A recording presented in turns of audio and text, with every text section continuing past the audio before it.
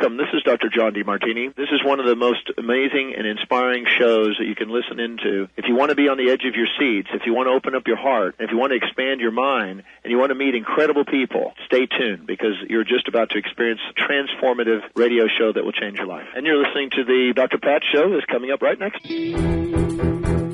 Welcome to the Dr. Pat Show. Talk radio to thrive by. Powerful, inspiring, and coming to you live, bringing you stories of people like you and me, busting through and living life full out. Get ready to dare to wonder what your life would be like if you knew you could not fail.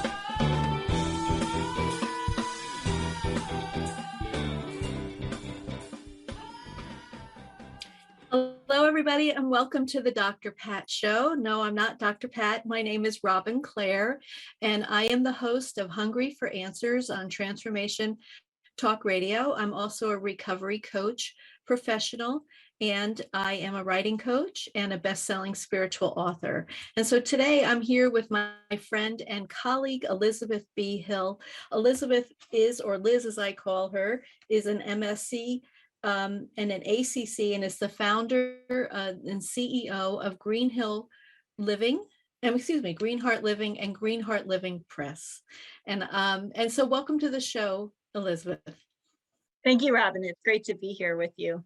Yeah, so today's topic is about the healing power of writing. And we have both been on the journey as writers, as coaches, as I'm an author, you're a publisher. And so we really, really know the healing power of writing. And I thought it would be a great and interesting topic today if we could share that with our audience. And so my first question for you, Liz, is when did you first discover the healing power of writing?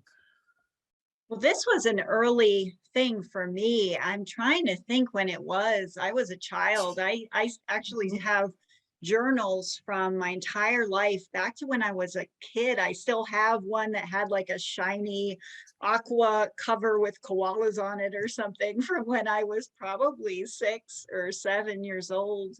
And for most of my life, it's been where I go to write what's happening, things that I feel overwhelmed by or need to reflect on. When I look through those journals now, look at all the years, different relationships I've been through, changing and professions and religions and life, it's been so many different transitions in my life. And I don't know how I could have gone through all of those without having journaling and writing for myself. Mm-hmm.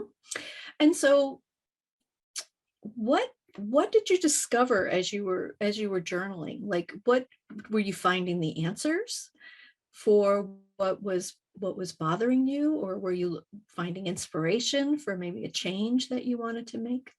It's interesting because it can take many different roles, right? So sometimes writing is venting. It is literally a dumping ground of things that I just need to get out of my head, right? So sometimes that's what it is. And sometimes you can just rip it up after. You can just get rid of the paper. You don't need to see it. It's just getting it outside of the body. Sometimes it's also, I've learned things about myself that I might not have realized. So at the end of each year, I read the journal from the year past. So that's coming up for me. I do it the last week of the year before January 1st. And there have been years where I read through and saw the same things coming up that I didn't even realize the impact that those things were having on me until I got to the end of the year. And I had read that and I said, I'm saying this same thing is coming up every day. What a waste of energy this is. Right. Yes, so right. There have been times where it has caused me to make massive changes in my life from reading what I wrote as well.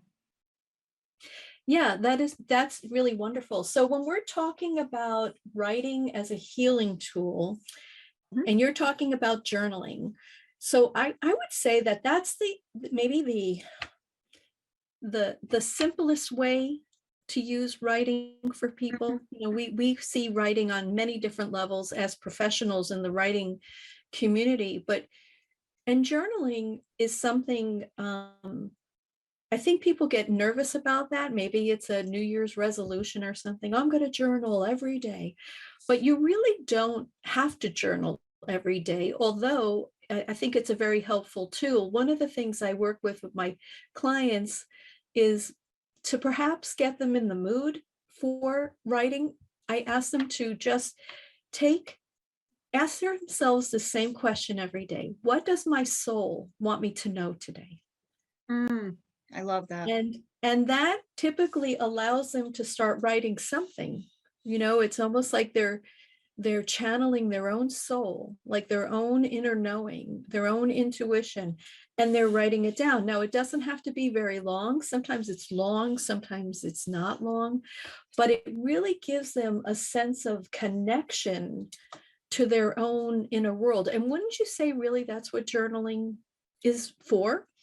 Is a tool to provide a connection. Yes. And I think that we, you know, in day-to-day life, we get very caught up in living very externally. We are, you know, interacting with other people. We're doing the things we need to get done for that day, right? So journaling gives us this time to reflect and be with ourselves, which sometimes we might not have that introspective time, that time to be with ourselves, ask our soul what it needs, ask our body, you know, our mind, our heart, what they need. And so it's something that gives us that space to reflect and grow. And it can be a very spiritual practice, certainly. And interesting, because you said we might not have that time alone. We probably don't have that time alone Right. in our busy lives. So what a great way to make time for yourself, right? And I loved what you said also about something our body wants us to know. I have discovered that when I don't feel well, or I'm in pain, it's usually my body trying to tell me what's wrong, right? And it may not be something physical.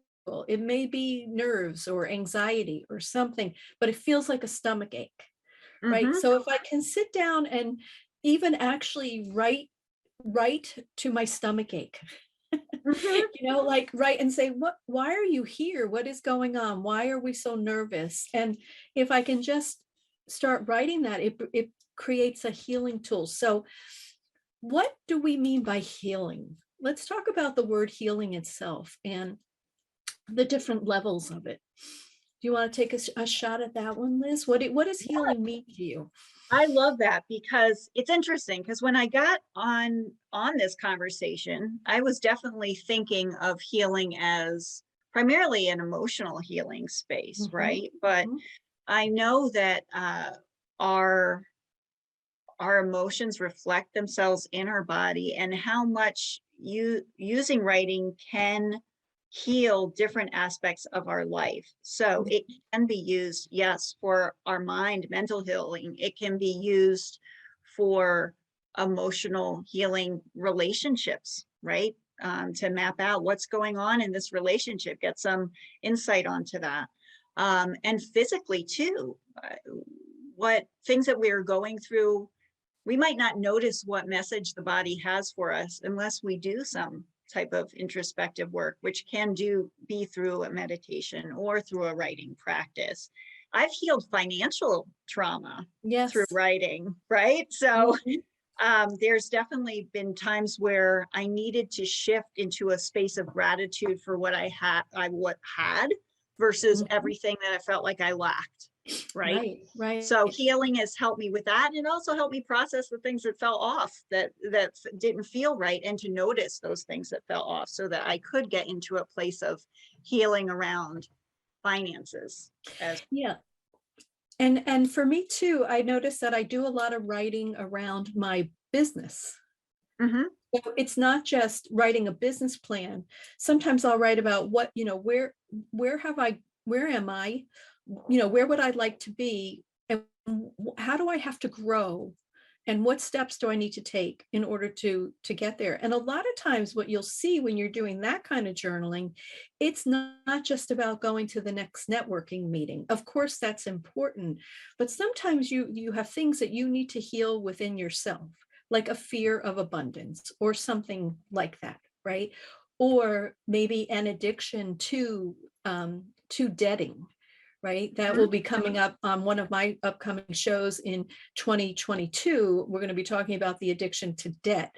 So I think when you're journaling and you're just using writing as a healing tool, there's nobody reading it if you don't want to. There's nobody you have to say it to their face, right? You just write it down. You're talking to yourself. You're talking to your inner world. You're talking to your own God. And so when I first started writing spiritual books, I would be woken up at like 111, 222, 333, 444. And finally, and then I didn't know how to write. So I would write a letter to God every night that I was woken up, dear God. And then I would just start writing what it is that I needed. And so that would happen. And then one day I said to my divine, why do you keep waking me up at night? And the message I received was, because you're not writing during the day. And so I started writing during the day. Yeah. As soon as I started writing during the day, I wasn't woken up at night. So for all of you that are woken up at night, start writing during the day. Anyway, we're going to break. You're listening to the Dr. Pat Show. This is Robin Clare, host of Hungry for Answers, and my special guest, Elizabeth B. Hill, the founder and CEO of Green Heart Living Press. And we'll be right back.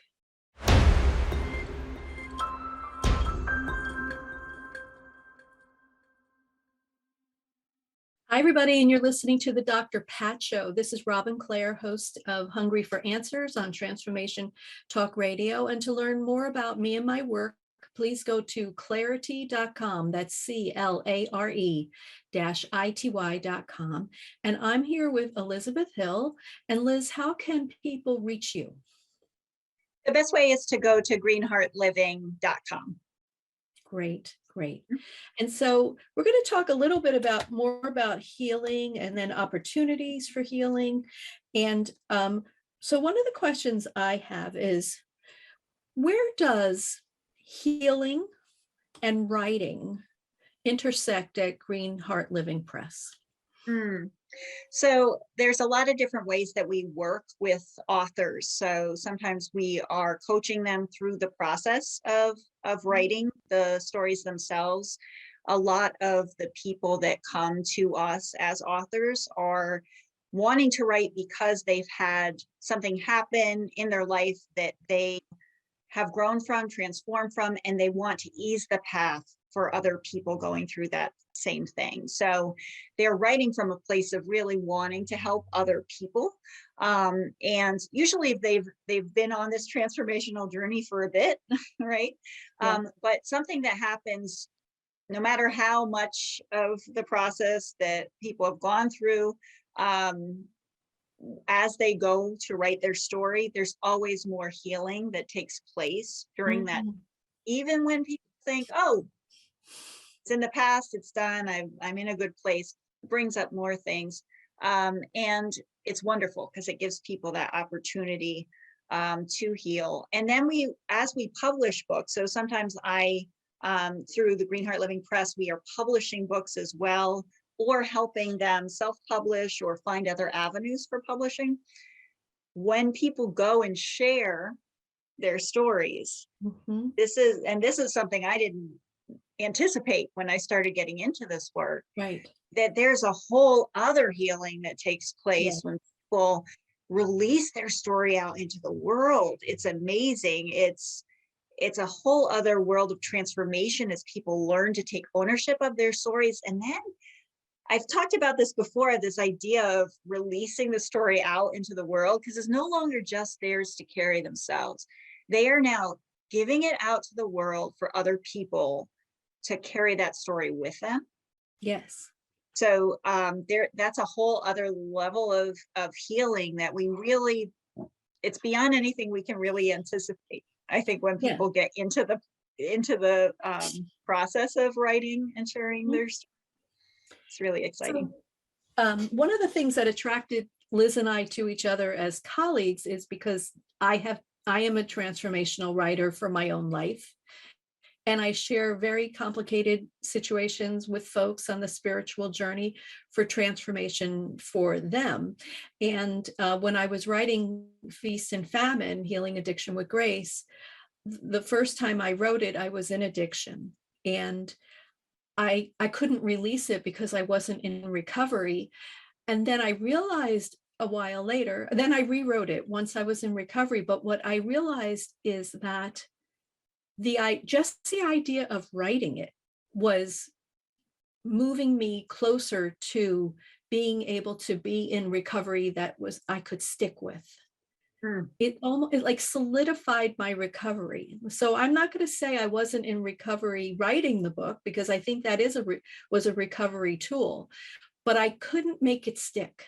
And really writing the book and being able to really understand my recovery life story and where it came from and what did I need to heal and how was I healing, and sharing the tools that helped me and sharing the traumas that afflicted me.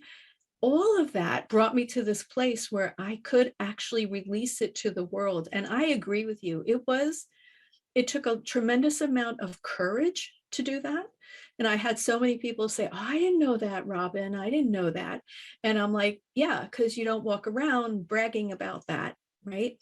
And so I know that I've helped many people, but one of the things I find so interesting, and maybe people need to hear this, when you do your own healing, whether it's through writing or through other tools, you become the hero of your family.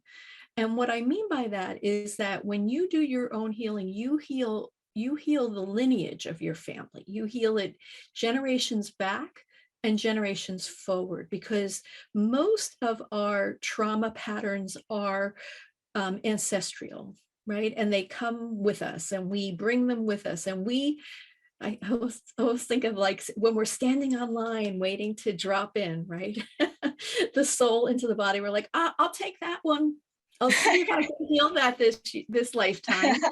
And if we do, I'll give it a go. I'll give it a go, right? Bring it on, right? And then if we can heal the trauma patterns, we truly are breaking that for our family. So when you're thinking about, do I have the courage to do my healing? Think about how you can help your ancestors going back and your current family, and then the ancestors going forward. And I think that gives it a whole different light on the subject of healing. What do you think about that? Yes, and I think that also I've gotten to witness many people who have used this opportunity of writing to heal relationships in their families, right? So they have, whether it's writing a chapter in one of our book collaborations or writing their own book that they're working on, they have shared those sometimes when it feels right and safe to do so. They have shared the chapter or their book with people in their family. And in some cases that has helped them to deepen relationships with their family members, to get support from their family members, to discover things about each other. Sometimes it is clarifying in ways that might be a little confronting also if it's not received certainly well, but that is part of the healing too, is really getting to know each other. And so it has a healing when it can be used in this way, of sharing their story and getting to know each other in relationships of family members. Yeah, I also think it's important to know that, your life is your play. And all of your family members are players in your play. And so they've come in with certain reasons to be your mother or your sister or your friend or your partner. So they're playing a role in your life too. And so when you can see that, and that happens a lot when you're writing, you can see the role that someone has played in your life. And then, of course, you choose whether you want to stay in relationship with them or just come into acceptance without judgment, which is the definition of unconditional love. And so, can you love them unconditionally? You don't ever have to condone anything that anybody else has ever done to you, but you have to accept them without judgment. And I think writing about your life allows you to do that. It brings you to a place of peace, which then ultimately, I'm thinking that I'm seeing this vision when you said when you release your book, you release the book and you move into freedom, a level of freedom, because you're not carrying that around with you, because you don't have to, because it's out in a book and you can see it, right? So it's out of you and onto the page, and that frees up space inside of you for other joyous adventures in your life, I believe. Yes. So we talked a little bit about writing collaborations, and I find those interesting. So those, or anthologies, as people might refer to them, it's when you have a group of writers who each write a chapter of a book on a given topic. And I believe that there's a level of healing that is going on there, not only on the individual level, but on the collective level of the group itself, when you're writing about a topic and when you're in collaboration like that. What do you think about that idea that there's a collective healing going on? Definitely think there's a collective healing. So the first book collaboration that Greenheart Living Press did was about the great pause around COVID-19. So when this was right when we were going into it, was March 2020, and I knew that there's so much news around this that was really stressful. We were all isolated. Many of us were isolated.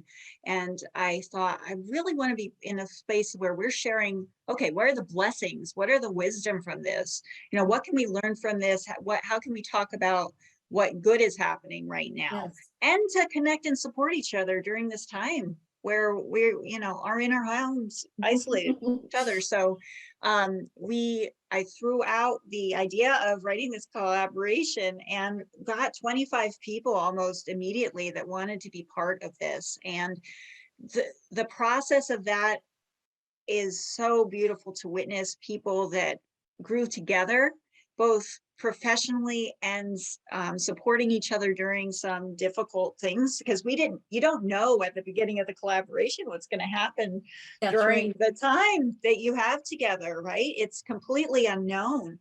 It's really an adventure, and to get to see how people have supported each other and are still years out, a couple years out now, supporting each other and connecting with each other through that. So it's very exciting from my standpoint to get to see all of it, to see the different authors come together to read their stories. Sometimes it's the first time that they're ever sharing this story with other people that they're putting in the book, and to be able to share that with each other. We know it's a safe place, right? Like I've vetted the people that are coming in. I know that they're accepting and compassionate people. And so there is that, okay, I can share it with the authors first. I can share it with Liz first, and she can read it. Right. Before you go out and share it on a broader scene. And often the story will shift as it's healed, right? Yes. The way that it reads can change before we go to press. Also, you still have that same sense, even if you're just writing one of the chapters, you're still getting that sense of freedom and accomplishment that comes with writing a book. That's what I think is so wonderful about anthologies, is that you can then declare that you are an author by contributing to this collaborative effort with these 25 other people. So it's time for us to go to a break. You're listening to the Dr. Pat Show. This is Robin Clare, and we'll be right back.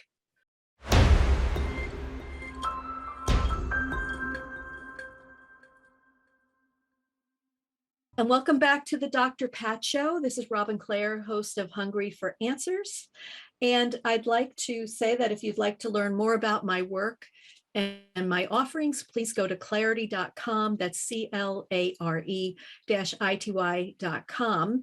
And I'm here with Elizabeth B. Hill from Greenheart Living Press. And Liz, how can people reach you? They can look at the website, greenheartliving.com, and they can also catch the Greenheart Living podcast. Wonderful.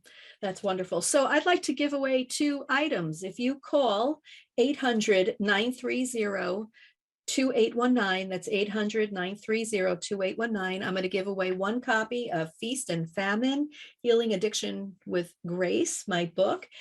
And then I'm really proud to introduce, oops, I don't have a good one. I'm going to get a good one because I bought some myself, the Right Recovery Journal, which is Discover How Writing Can Lead to a More Impactful Recovery. And this is available. They're both available on Amazon, but I'd like to give one away today. And this, the Right Recovery Journal is the companion to the Right Recovery program that I'm going to be teaching as part of the Greenheart Living Press team. But here we go, that you can still do this yourself if you want to, because there's a lot of good prompts in there, writing prompts and activities to move you from your fear of writing all the way to writing your profound recovery life story. Now, not the entire book, but the story itself, because you got to really outline your story and you need to know the beginning, the middle, and the end. And then, of course, that can become a manuscript. So if you want to do that. So Liz, I want to ask you, I know you have some communities of writing communities. And of course, we know that being in community of any like-minded person is really a wonderful way to grow. So let's talk about your communities that you've established for writers. Yeah, so the first one is the Writers' Hive. So this is a group of people that have been writing clients of mine, or we've published their book, or we've helped them find an avenue for publishing elsewhere. And once people do that with us, they get to always stay in this, what we call the Writers' Hive.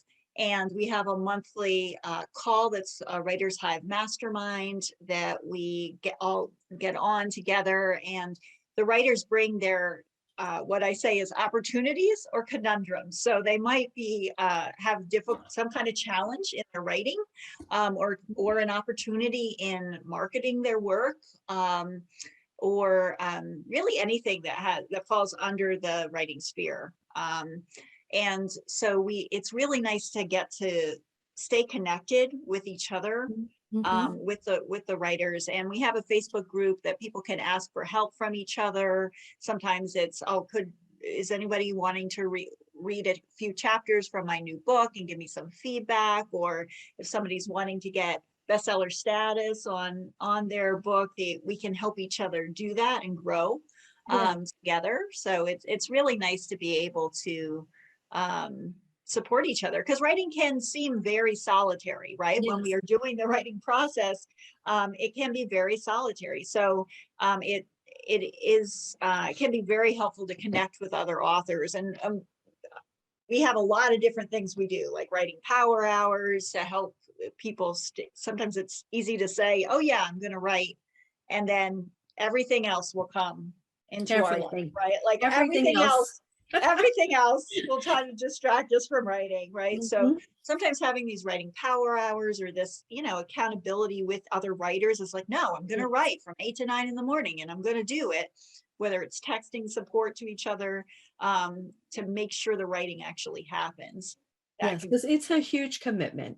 We talk about that, and we're going to move to, so Liz and I are collaborating through Greenheart Living Press on 3 writing programs. They're workshop style. They're 7 weeks, 1 evening a week for an hour. And they each will have their own journal, like I talked about for the Right Recovery. So the first one we're doing in January is called the Right Recovery.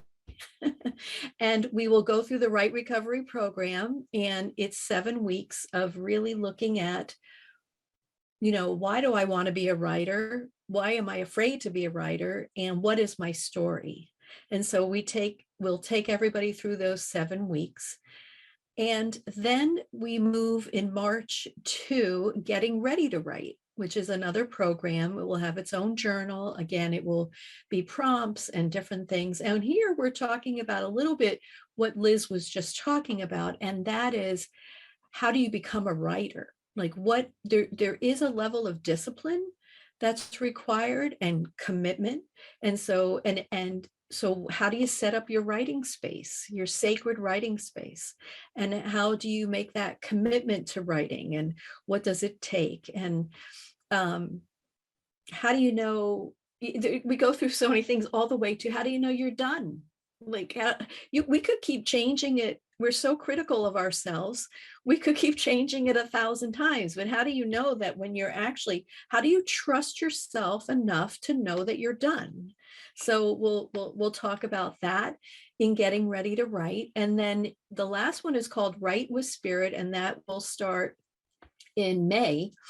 And that is a fun class. It's about learning to channel what you're writing. So I was laughing, Liz, when you said that writing is a solitary process, because it's never solitary for me, because I am a channel for the Ascended Masters. And so almost all of my writing and my books and my inspiration is at the request of the Ascended Masters. So I'm never alone in the writing process. The only time I am alone, and this is something we'll talk about in the programs, is when I'm writing from my head. When I'm writing from my head, I'm not in the present moment.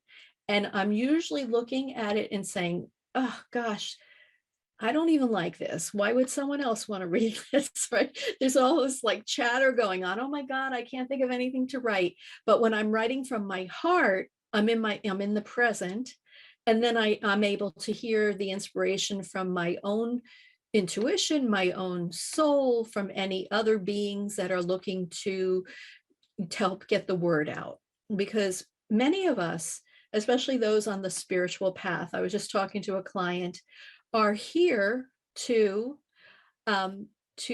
spread the message of healing and spread the message of connection for humanity. And so we have to be able to hear. And so in Getting Ready to Write and in Write with Spirit, we'll be talking about how do we stay grounded in our heart while making the commitment to write, and then writing from there, because it's the only place that you can hear inspiration is in your heart. What do you think about that, Liz?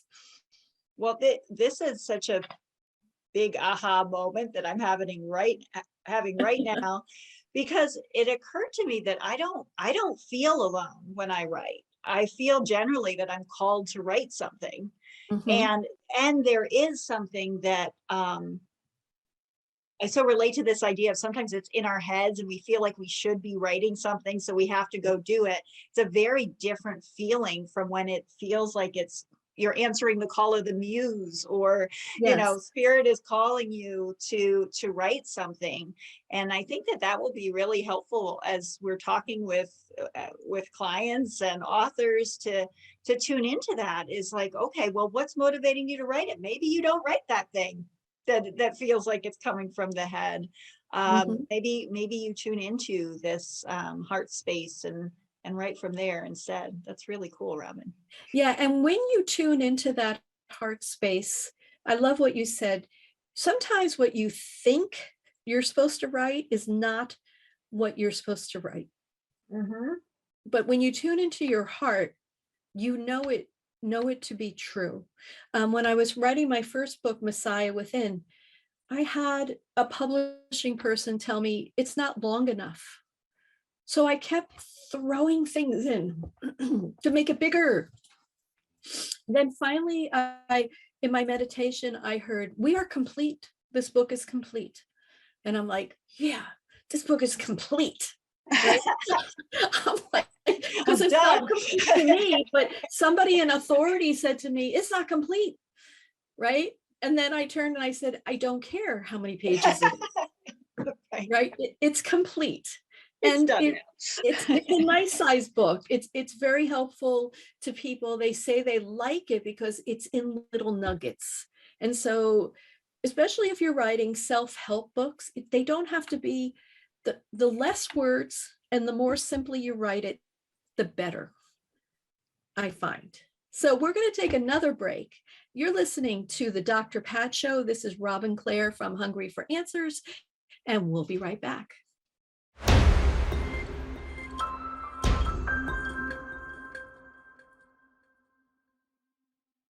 Hi, this is Robin Clare, and welcome back to the Dr. Pat Show. I'm here with Liz Hill, and we're talking about the healing power of writing. And so at Greenheart, I don't want to say Green Hill, so funny. At Greenheart Living Press, Liz and I are both writing coaches for aspiring authors. And we both know that a writing coach is very helpful. You might think of a writing coach as just someone who helps you to get your manuscript done, but a writing coach helps you facilitate healing too, because we actually help you dig a little deeper into a situation. We'll read something and when we're reading it like writing professionals, but we're also reading it like readers, right? And so for me, a lot of times I'll read something that a client has written. I'll be like, ooh, wait, more. I need more about that. And so I'll put a little comment in there. Why, and how did this happen? And what did you do about it? Or whatever, because I know that even though I'm trying to make the best reading material or the best manuscript, I also want my clients to get that healing. And so I will, because I'm also a life coach, so I will dive deeper into someone's writing to get to the heart of what they're trying to say. What do you think about that, Liz? Oh, yes. And this is, we coach in very similar ways, which is why I'm so excited to have you be part of Heart Living Press with our coaching programs, because I am a social worker in background, and then I became a trained life coach. And so I have both of those hats as well that I bring to my clients. And as I'm reading, yes, I'm reading as a reader to go, oh, I need more of this story. But a lot of what I do is not just helping people craft the book so it's going to land with readers well and get the book out there, but also witness their story. Sometimes it's the first person that they're sharing some things with, and a lot of it is pretty intense or heavy, or it might be something so close that they haven't shared with anyone else. So for me, sometimes I'm reading it and just saying, as a human being, I just want to acknowledge what you went through. Yes. And that this wasn't okay, or I'm sorry you went through this, or wow, I can see how much you've grown that you are here now, and this is where you came from. So to be able to provide that experience, that witnessing and honoring of the life experience that the authors are bringing, and the fact that they want to help somebody else, right? They didn't just say, well, forget it, I got through it, good luck to you. That they want to use this to mean something for other people. We attract such beautiful people to work with, that is who they are. Yes. Yeah. And I understand that too. Like sometimes I'm reading these things and a lot of times I'm blown away, for sure, and maybe sometimes appreciative of my own life too, when I'm like, it helps me to put my own life into perspective when I read other people's story. But what I do feel is deeply honored that someone would entrust me with their story like that. And I don't take that lightly. I never talk about anybody's book, right? Even if I want to say to my husband, oh my gosh, look what happened here. I'm like, nope, no, I swear, like I'm a sworn oath that it stays with me. What happens in your book stays with your book, stays in your manuscript until you choose to release it. right? And so it's something I really honor and respect and feel so, I guess, just honored to be able to have that role in someone's life. So one of Yes. you moving into our last topic, because our show is almost over. We know, we can see the type of healing that someone can anticipate by publishing their book. Mhm. We see their own healing, right?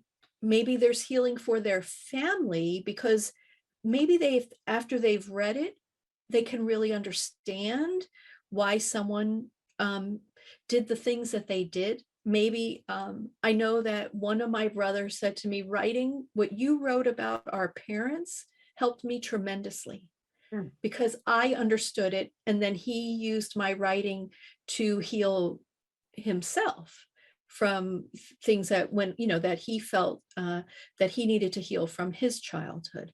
But then, and we talked about the ancestors, right? You go back, you're the hero of your family, and you go back past generations and forward generations. But let's talk about, in the few minutes we have left, what is the impact to the reader when they read your recovery life story or your transformation story? So this is another thing that I just did not anticipate when getting into this field, right? Is this amazing exchange of energy between the readers and the authors. And I felt it myself first. So my book, Love Notes, which is a book of daily inspiration, right? Very simple.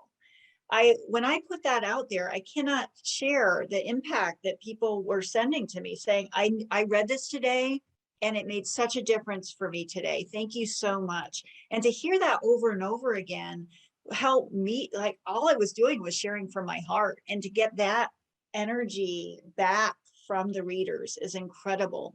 That provides a whole other aspect of healing for the author themselves. Yes. And I've gotten to see that both for myself, but also I get to see it every time for the authors, them reaching out and saying to me, oh, I just heard from so-and-so.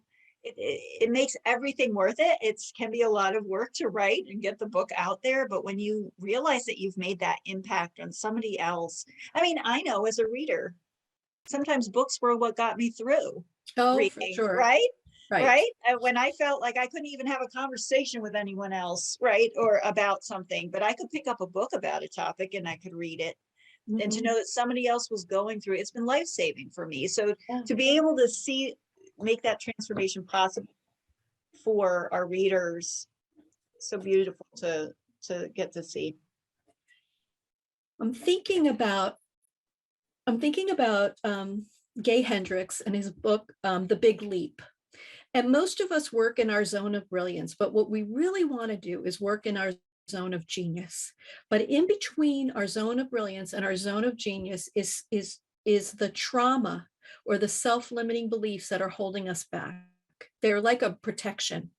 And so when you write your transformation life story, we talked about it being a form of freedom. I also believe it clears. It's a form of clearing or healing or integration of the trauma. And then it allows you to move from your zone of brilliance to your zone of genius. And that's where I believe you are able to fulfill your soul's destiny, because you are able to do what it is you truly came here to do, because the trauma patterns that, and I'm not saying, a lot of times the trauma patterns are our best healing. And what we needed to understand in this lifetime. Some call it what you had to heal from, whatever you want to call it. But once we're through that, who knows what's going to happen in our lives? Opportunities, our life begins to unfold in miraculous ways because we met the challenge of learning the lessons that our soul wanted to learn this lifetime. And so that's really exciting. It's really exciting that there's this level of opportunity that will arise because of the courage that you had to not only begin to write down your story, but to share it with others as a healing tool. What do you think about that, Liz?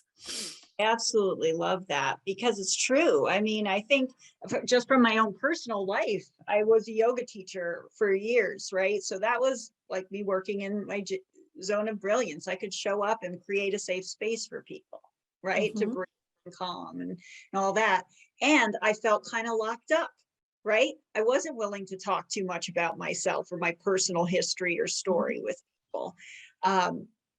To once I got over the sleep, and I get over the sleep every day, right? Of being able to share a little bit more of my personal story. I don't need to share anything in a book that I don't want to or don't feel called to do. Right. But as I share more, as I get honored for those experiences and help other people go through them, it does provide me that, you know, to get to work in that zone of genius, right? Where I able to help people share their own story, right? Yes. To go through the things that I've been through myself. And it's exciting to think of it in that way. Create that clearing for people. Yeah. And I had to really study that book in order to be able to write Feast and Famine the second time, you know, when I wrote it, to write it in recovery, because I was so afraid. And I knew that I had to reach my zone of genius. And so since Feast and Famine, I've become a recovery coach, professional, a writing coach, and now also the host of Hungry for Answers. And now working in collaboration with you. So life just keeps unfolding. And I'm telling you, folks, embrace your story. And so we're coming to a close. Liz, thank you so much for being here. And I invite you to listen to Hungry for Answers. We're on the first and third Thursdays of every month at noon Eastern time. And so for Liz and myself, have a very wonderful holiday season and take care, everybody.